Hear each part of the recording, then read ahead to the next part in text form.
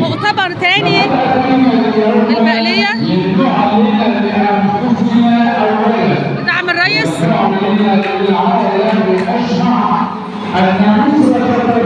دعم رئيسنا في كل مكان بالسلام بالمحبة، بالسلام والمحبة. هنا في جامع عظيم، جامع أسير. أهلا ومرحبا بالناس الأهلية، ناس الجمال. تحيا مصر بينا، تحيا مصر بينا دايما. أستاذة حنان شحاتة، أستاذة حنان شحاتة معانا. أستاذة حنان أهلا بيكي، يا مرحبا في دعم رئيسنا. تحيا مصر بينا، تحيا مصر عظيمة.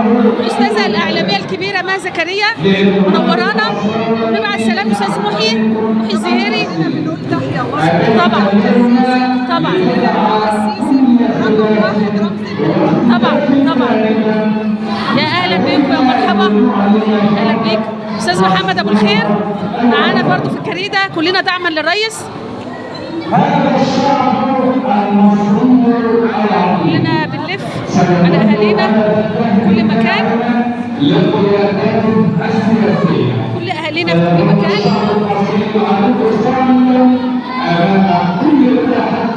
تحيا مصر، تحيا مصر، تحيا مصر دايما. شرفاء مصر، تحيا مصر، تحيا مصر، تحيا مصر عزيزة أبية. تحيا مصر عظيمة بأهلنا، بأهلنا في كل مكان.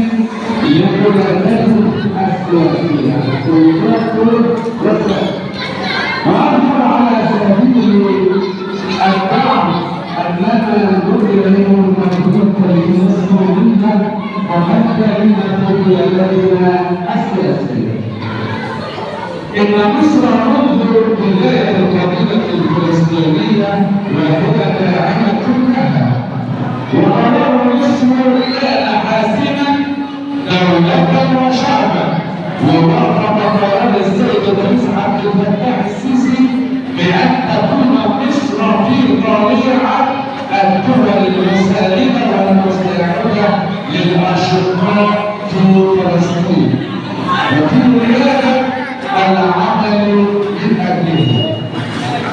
السيدات والسادة، ثانيا قرار المجلس التركي وجدان أولادنا ودولتها، فمصر قد كتب في تاريخ ظهرها مقرونا بالتضحيات من أجل القضية الفلسطينية، وامتزج الدم المصري بالدم الفلسطيني على مدار 7 عقود.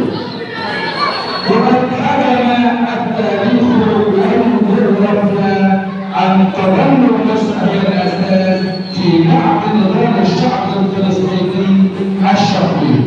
إن نصرة القضية الفلسطينية هو نصرة لوطننا الآن مصر، ونصرة هذا الوطن هو نصرة للقيادة السياسية. السيدات والسادة، اسمحوا لي في البداية أن أدعو حضراتكم جميعا بقلب محب وخائف على هذا الوطن أن تخرجوا للانتخابات في أيام 10 و11 و12 من هذا الشهر، بالخروج إلى الانتخابات رجالا ونساء وشبابا وفتيات، وذلك ويكون بشروط كبيرة لتقديم الثقة للسيد الرئيس عبد الفتاح السيسي لفترة رئاسة جديدة. تحيا مصر، تحيا مصر، تحيا مصر، تحيا مصر.